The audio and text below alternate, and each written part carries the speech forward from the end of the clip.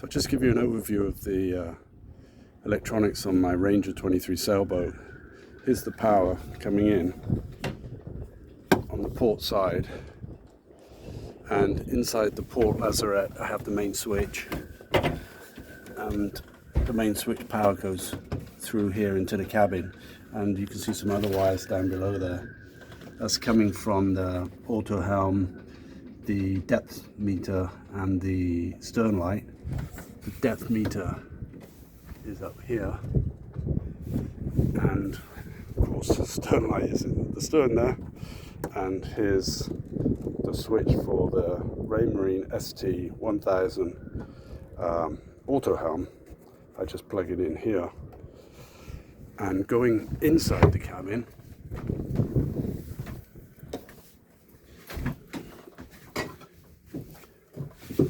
looking back towards the rear,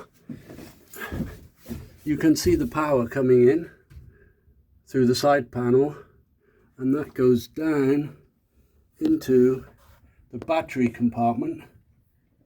I don't know if we can see in there. So I don't know if you're seeing that okay, but the battery's in a box, and this box will actually pull out. I'm not going to pull it out right now, but as you can see, there's a strap on the side here. The battery's in there. Yeah, there you go. And the power is here. This is coming in, the one I showed you coming in through the port side panel, and the charger is just plugging in here, and I can just pull this out and use this power supply if I'm using a drill or any other tools inside the cabin when I'm at the dock. So it's really convenient. On the other side, still on the port side, I have the battery charger, which is a Pro Sport HD6, and the battery charger with these cables here goes straight onto the battery, of course. And then below here, this is where the switch in the port lazarette main power switch comes through. Well, this is the cable to the main power switch, and it comes through here onto this 30 amp breaker. And from this 30 amp breaker, it goes directly to the switch panel. But one other line I've got coming from the 30 amp breaker goes into a 15 amp fuse, which then goes to the auto helm, straight out the back. So I don't have a switch on I don't want to switch the auto helm. I want to be able to just plug it in and use it. So this saves me having to have a wire all the way up to the switch panel and all the way back to the auto helm. So that's what it looks like there. And then the main lines go down through the lockers below, all the way through here and up to the switch panel. And on the switch panel, I'm only using 4 of the switches so far.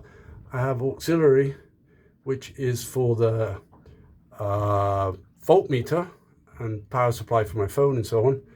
The instruments, which is the depth meter, cabin light, this guy, and running lights.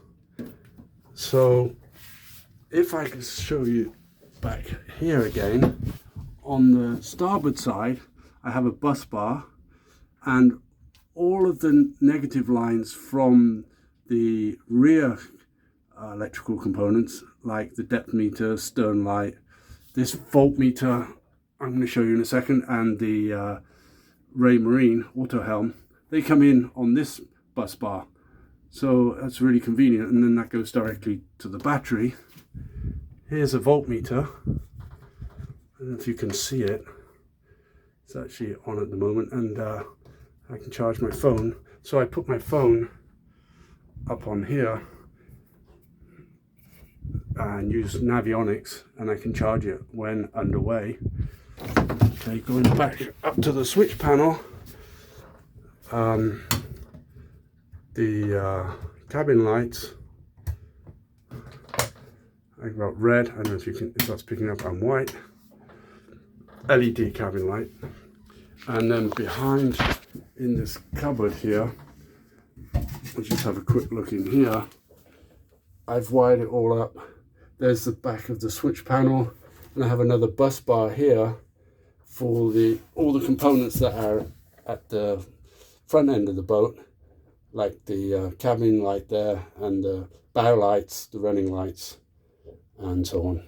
So they go into this bus bar, and then there's a 10 gauge wire here going from this bus bar to the rear bus bar, and then back to the battery. And I think that's about it.